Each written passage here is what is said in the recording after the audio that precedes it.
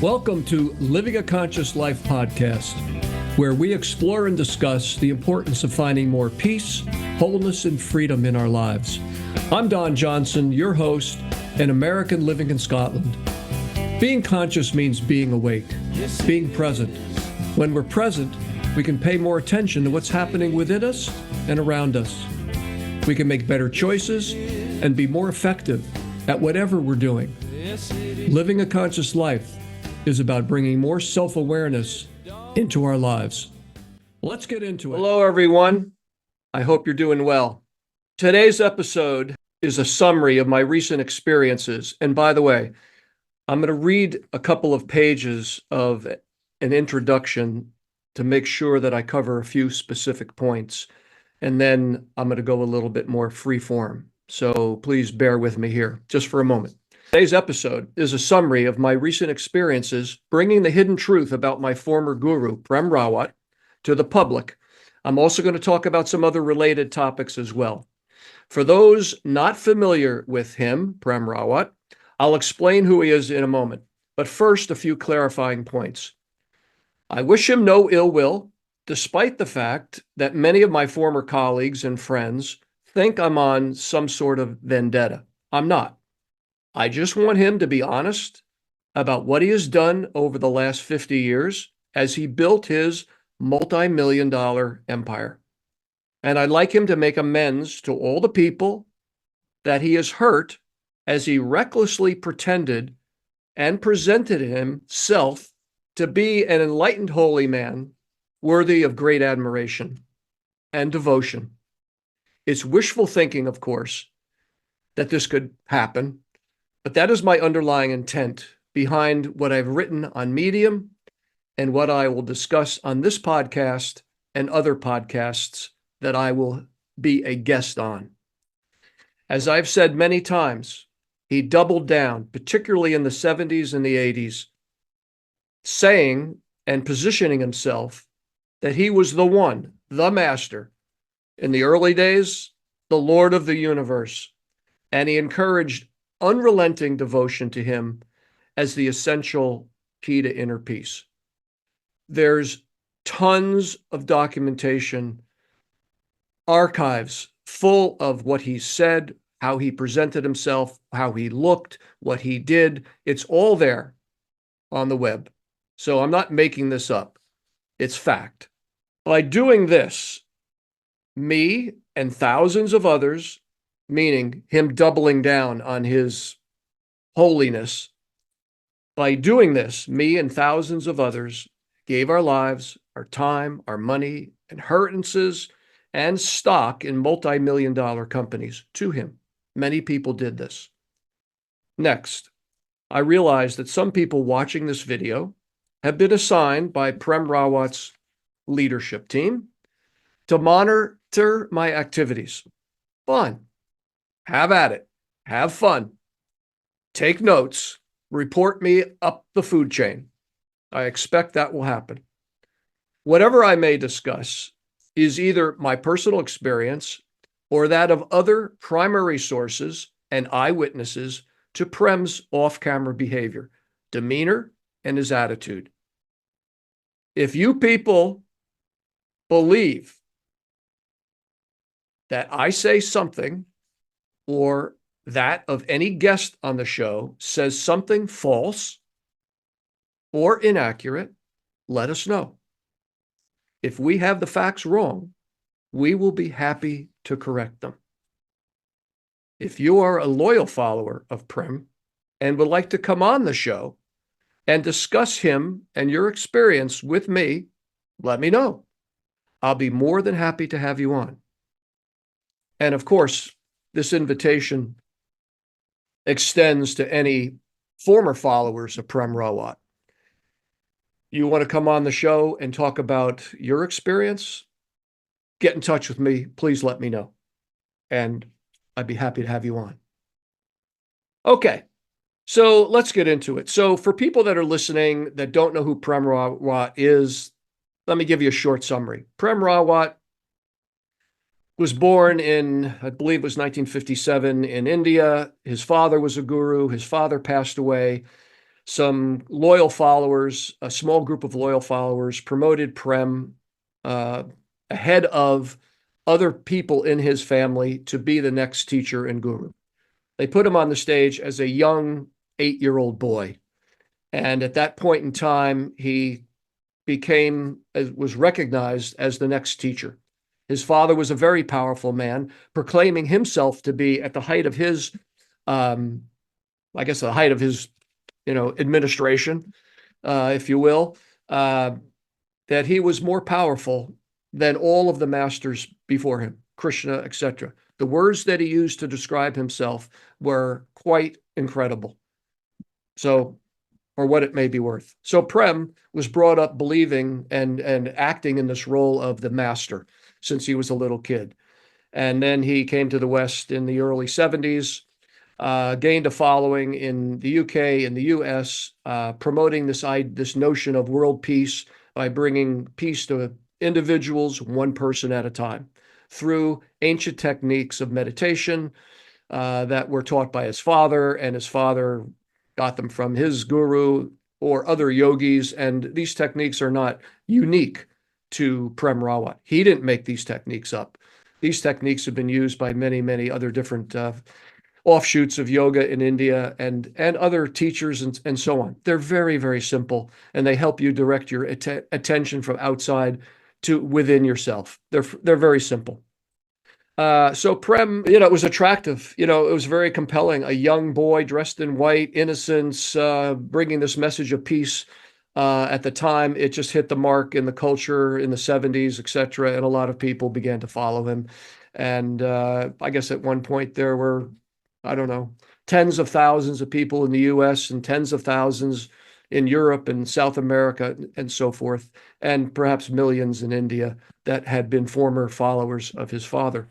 So what Prem did was he promoted himself to be as he said in 1971, I'm in permanent God consciousness.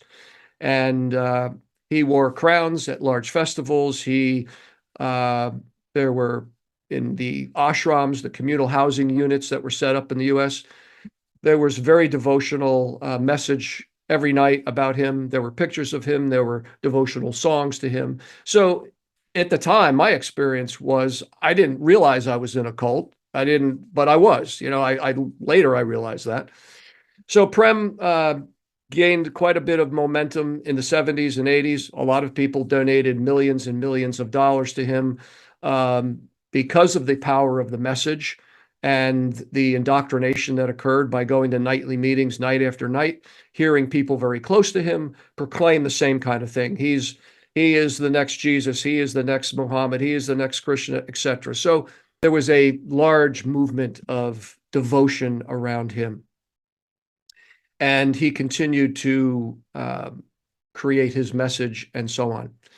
And he's still doing the same thing today, slightly differently. And of course, during that time, he accumulated a great deal of wealth given to him by some very wealthy individuals and many of us who dedicated our working dollars to him, either through tithing or through monthly contributions or through lump sum payments and so on. So he developed a very powerful empire of homes around the world, yachts, leased or owned private aircraft, and so on. And he lives in a multi-million-dollar estate up in Malibu today. Continuing to talk about world peace, he's rebranded himself significantly, and we can get into that at another time. Now, so that's a bit about Prem Rawat. You can read more on the web. There's many different websites that describe his life and people's views about him, both positive and not so positive. Why am I involved in this? Here's my story simply. I got involved in 1972, received the techniques of meditation, got involved in the organization, became a community coordinator, community director. I helped organize activities in Houston, Texas, in Philadelphia. Then I was invited in 1977 to become an instructor, which was a highly coveted position. That meant people who under his direction, would teach these meditation techniques to individuals around the world. So I toured across the world for a couple of years: Canada, US, Europe, Africa, Australia. And then in 1979 or 80, I was called back to the US while I was on tour. And Michael Detmers, Prem Rawat's right-hand man at the time, asked me to be the president of Elan Vital and also to supervise the personnel within it's called the Office of Guru Maharaji, the OGM, which was in Miami Beach at the time, that handled his legal and financial affairs. So I wasn't in the inner circle, meaning the people that were living with him and serving him at the residence, as his various houses and residences around the world. But I worked with a lot of those people, and I worked closely with those that managed his aircraft, his finances, and with Michael Detmers in particular, and also with Michael Donner, who was involved with the instructors at that time. So I was the president of Elan Vital from roughly 1980 to 1984. Then the ashrams closed. He folded up the operations in Miami and moved back to Malibu. And another individual who lived in Malibu at the time became the president. And it was a whole downsizing. I mean, it saved tens of thousands of dollars in the short term and certainly much more in the longer term to have, I don't know what, 50, 75, 100 people not on the payroll anymore, not responsible for their medical, dental, food, clothing, etc. I think the finances were a little bit tight back then, based on the fact that millions were poured into retrofitting this 707. So basically, I left actually because I signed resignation papers before I even started, so that they could get rid of me at any point in time they wanted to. That was part of the deal. Just made it simple.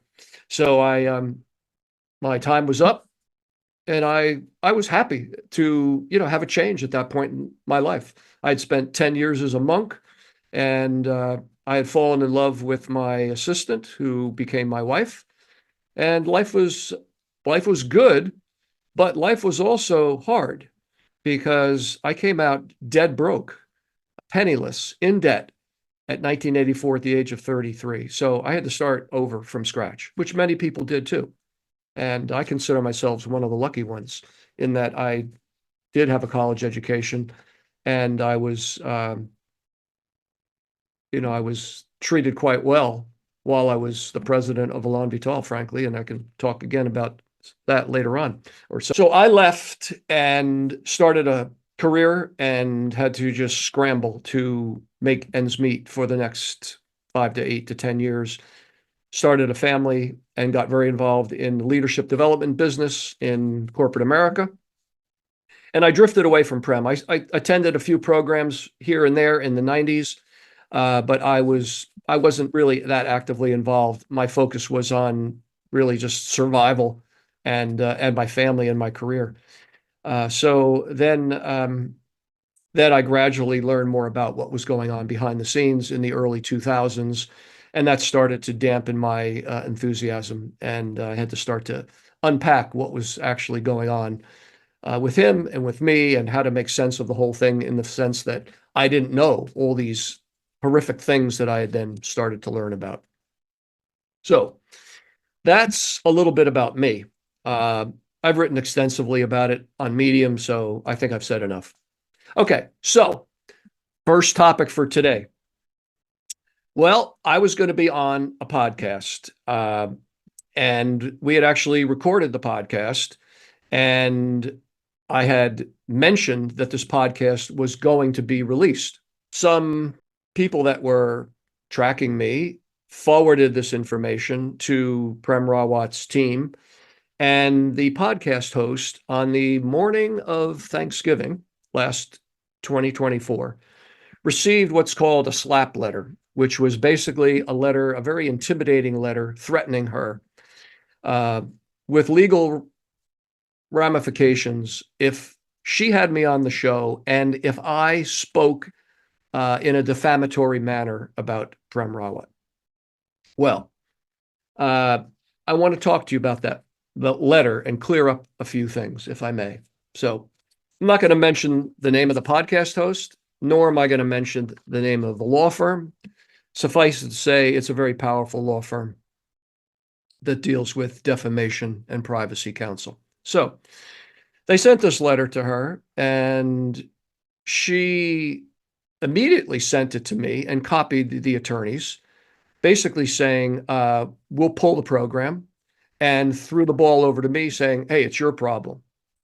Well, it's actually not my problem because they sent the letter to her and they didn't send the letter to me. I have a copy of the letter and I'm going to discuss it right here. So first of all, it says a few things like that I am a disgruntled former employee.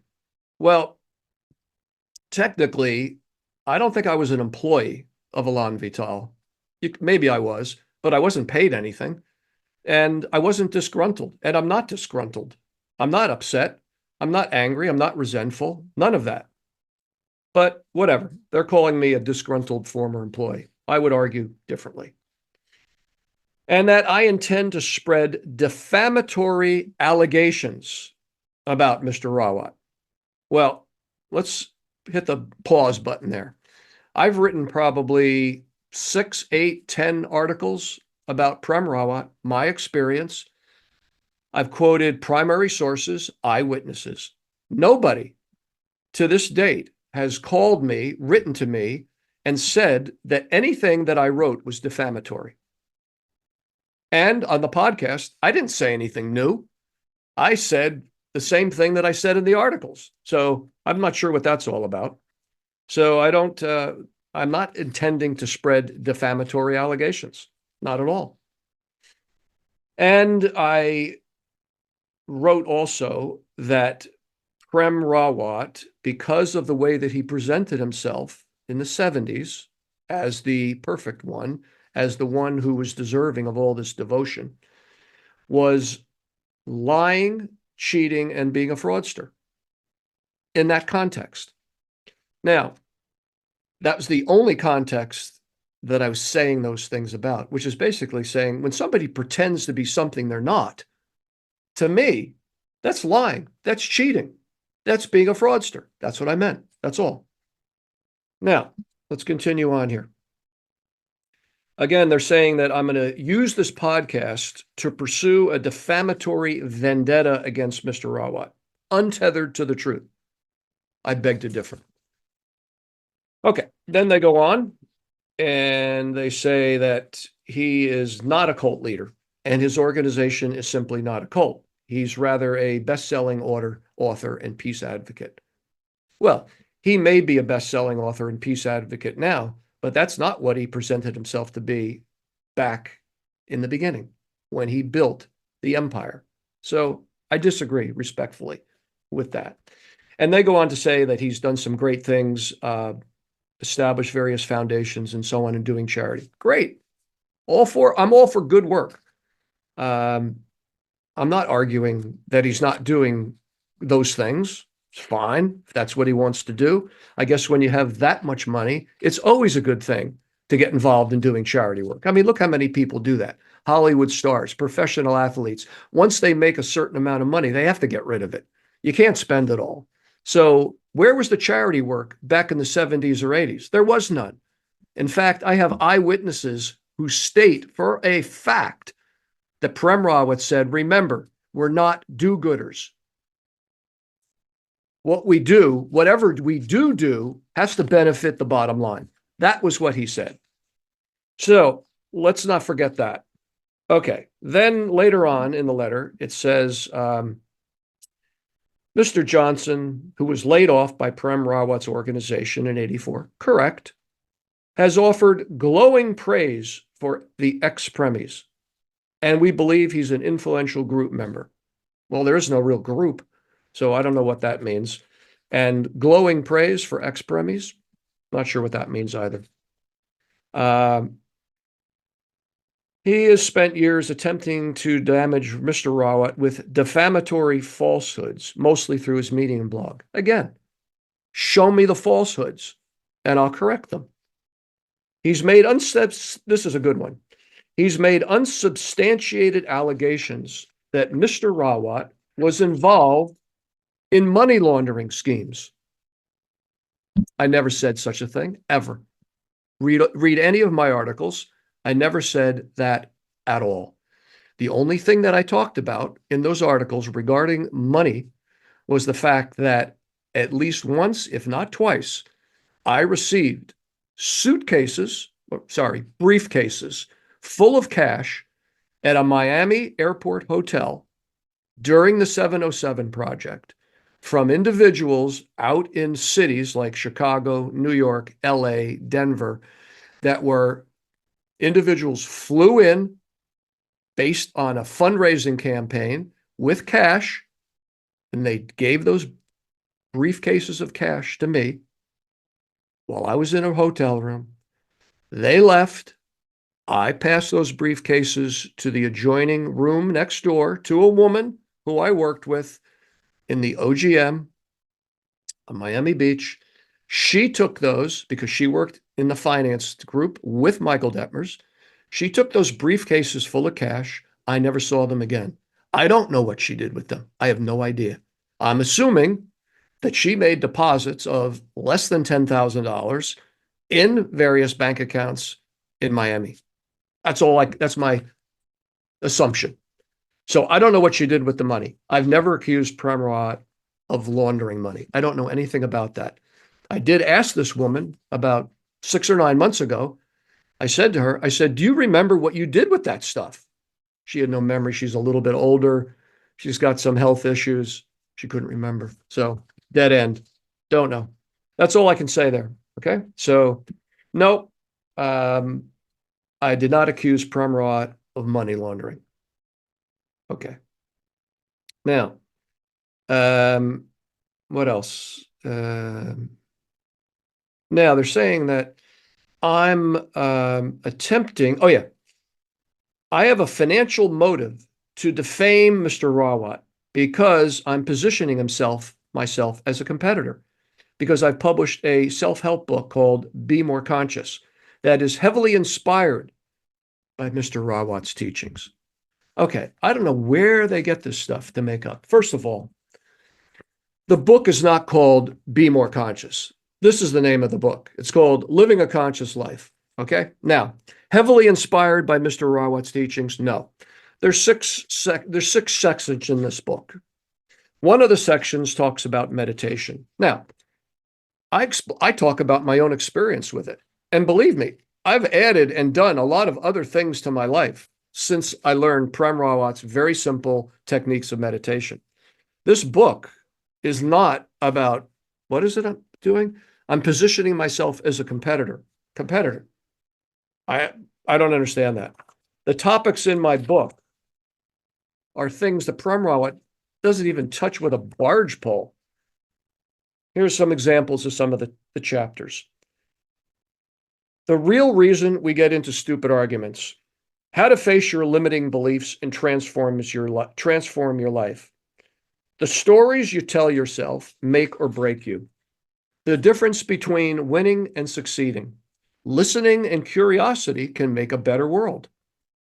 2 phrases that drain our power. Wisdom begins when you ask this one question. 4 steps to being honest, even when it's hard. How to be a more interesting conversationalist. Opinions are not facts. Practical tips for type A personalities. Turn an argument with your partner into a healing conversation. It goes on and on like that. Navigating the business world. How to survive the dark side of corporate life. That's my book. My book is not some effort to compete with Prem Rawat. I'm not a global peace ambassador. I have no interest in being a global peace ambassador. I'm a small-time author, and they're saying that I'm somehow going to benefit by promoting this book. Well, and I'm instead of somehow financially gain. Well, let me tell you something. I've probably got over $30,000 into this book to get it to where it is. Editing, agents, websites, marketing, etc. If I've sold a couple hundred books at this point, that would even be kind of a minor miracle. Believe me, I didn't get into the book business thinking I'm going to make money on the darn book. Most books don't make money, and mine included. It's a labor of love. It's because I got fantastic feedback when I wrote on Medium. People said, write more. We love what you're saying. Great. Then I said, hey, I can turn it into a book. And that's what I did. So I'm not trying to compete with Prem Rawat. So basically, they're saying I'm financially motivated. Well, no, I'm not.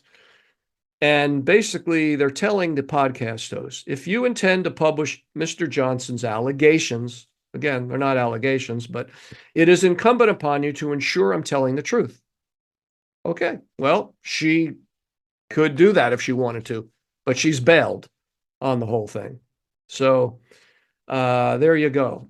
I think that's about it. So that is my response to that whole bit.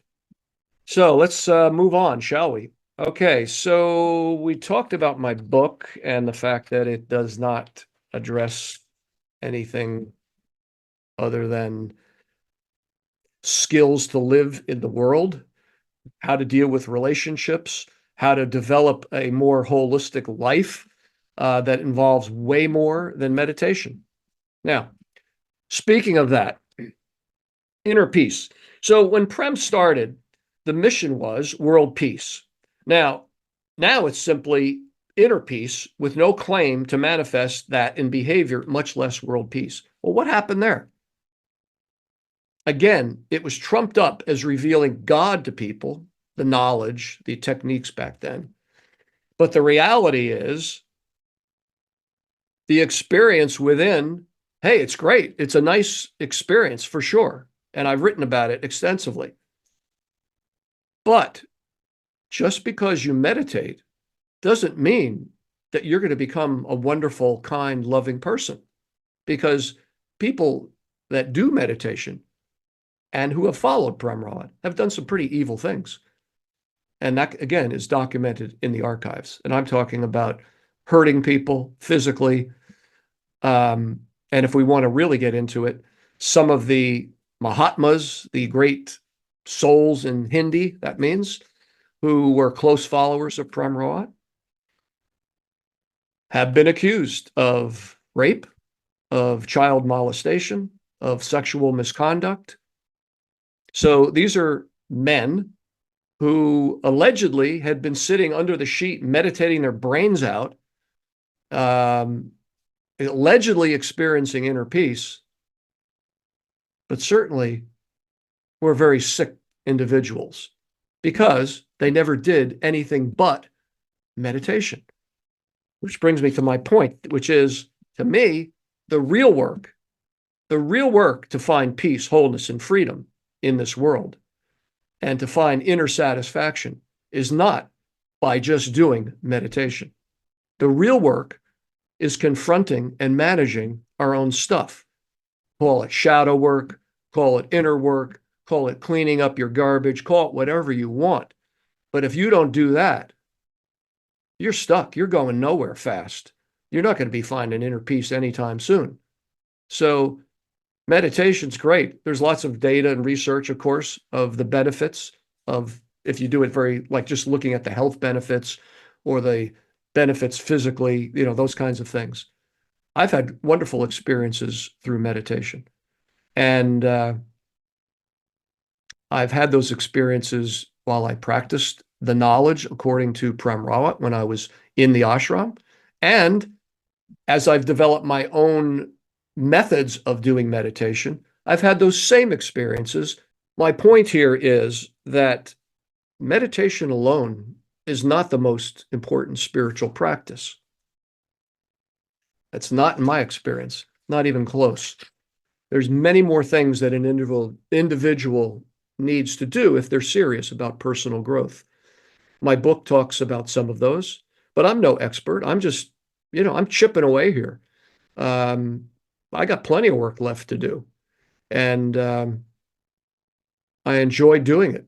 I think it's very useful. It's helped me become a better person. It's helped me manage my own stuff. It's helped me manage my own triggers. And uh, and that takes form. And I've studied many other people besides Prem Rawat over the last, whatever, 40 years. I've read a lot of other leading experts in the world talk about personal growth, talk about um, cleaning up one's own stuff. So to think or to assume that my book is heavily inspired by Prem Rawat is ridiculous. Ridiculous. You think I'm stuck in that? That's it? Is that all there possibly could be? Just because I followed him for 10 years means that I write a book 30, 40, 50 years later and I'm still like heavily relying on him? Get a life, man. No way. All right. So I'll get off that bandwagon and go on to conclude with a couple of other things. Um, there's a wonderful book written by a woman named Suzanne Joynson. Suzanne Joynson lives in the UK. She's a UK fiction writer, a well-established writer, and she wrote a book called The Museum of Lost and Fragile Things, A Year of Salvage. It was her story of growing up in the Divine Light mission. Her parents were very strong followers of Prem Rawat, and she was very indoctrinated as a child. And she wrote this book, and it's quite a wonderful book. Is anybody interested in her story? I encourage you to check that book out. Just came out maybe 4 months ago, something like that. And it's getting some fantastic reviews by well-established reviewers in the book world and in the media world. There's another book out too called In the Shadow of Enlightenment by Sarita Carroll. And in this book, she's not talking about Prem Rawat. She's talking about Osho, Bhagwan Sri Rajneesh, back in the day of the Pope up in Oregon. And so many of you have probably watched Wild Wild Country on Netflix. Fantastic expose of the whole thing. Well, not quite the whole thing. See, that's the point. The whole thing wasn't uncovered or talked about. The sexual abuse of children was not talked about in Wild Wild Country. However, Sarita Carroll talks about that in her book, and this peels the onion on that a little bit more. So there's some interest around this particular book in the fact that I think everyone thought they got to the bottom of the Osho cult through Wild Wild Country, but they didn't get to the bottom of it. There's more. So that's another great book. Another book that I want to mention is called Inner Excellence. And for anybody who follows American football, you may have heard about it recently because one of the top players on the Philadelphia Eagles, a guy called A.J. Brown, was shown on the sideline while he was not playing in between. He's an offensive player. So while something else was going on, he was sat there and he was reading this book. And people had a lot of ideas about why is he reading that book? Is he bored? Is he upset? Whatever. Turns out that's just his way of focusing because the book really helps address the fact that there's much more to life than just like playing in the NFL. It's all about this. So there's a quote here from Jim Murphy, and I just want to read it to you because I think it's quite interesting. He said, "There's so much more to your life than the business of just trying to achieve," he said. "America is so obsessed with achievement when what we really want to feel is fully alive. Why are you playing in the NFL? Why are you a pro golfer? What is it you really want? I think what you want more than being an NFL all-pro player and winning the Super Bowl is to feel fully alive and live a meaningful, fulfilling life with amazing experiences and deep and rich relationships. That's what I think we really want, and that's what I hope people learn." Jim Murphy, that's what he said about his book. So when I heard, when I saw this thing happen in the media and with A.J. Brown, I just bought the book. The book was sitting at something like 500,000 in Amazon in personal growth. Overnight, it went to #1. So it's kind of cool. So I wish Jim Murphy all the best, and I hope your book sells tons of books. And I'm looking forward to reading it. I really am. What else? I think so. I'm just about ready to wrap it up here. And so things I'm thinking about.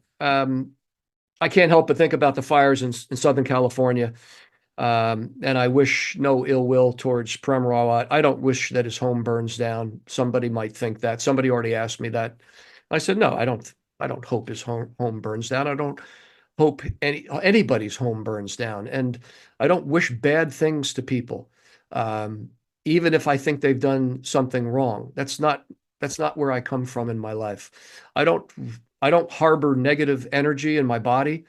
I work very hard to live a clean life. I take good care of myself as best I can. I try to live clean. I try to work clean. I try to observe my thoughts and harbor the good ones, not pay attention to the ones that are no good. And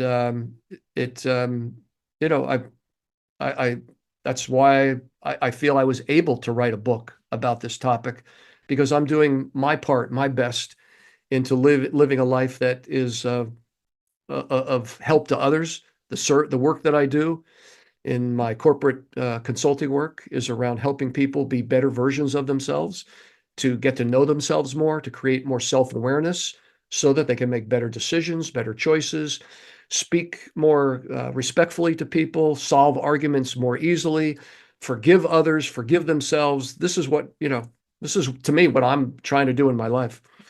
Trying to be a better, kinder, and more forgiving person.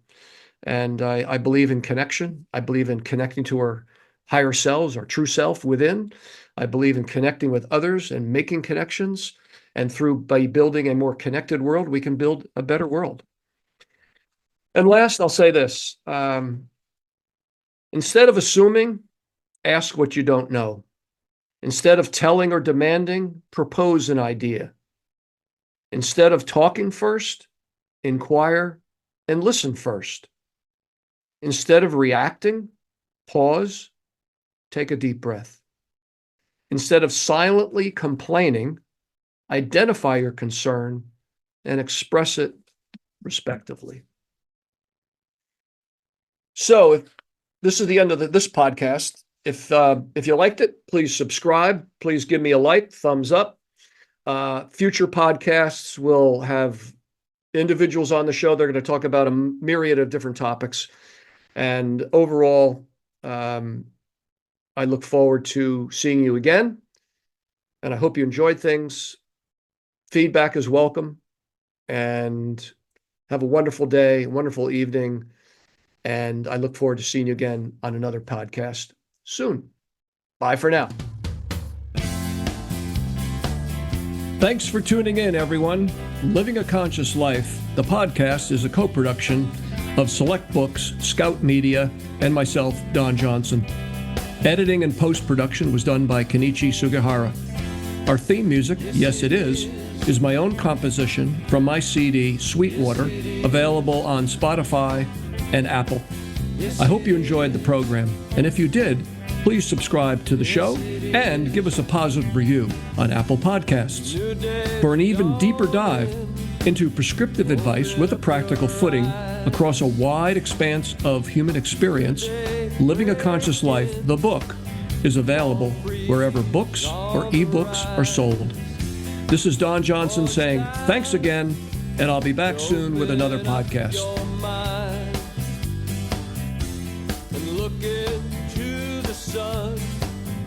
Leave the past behind.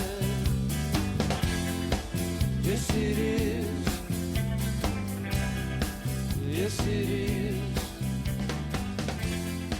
Yes, it is.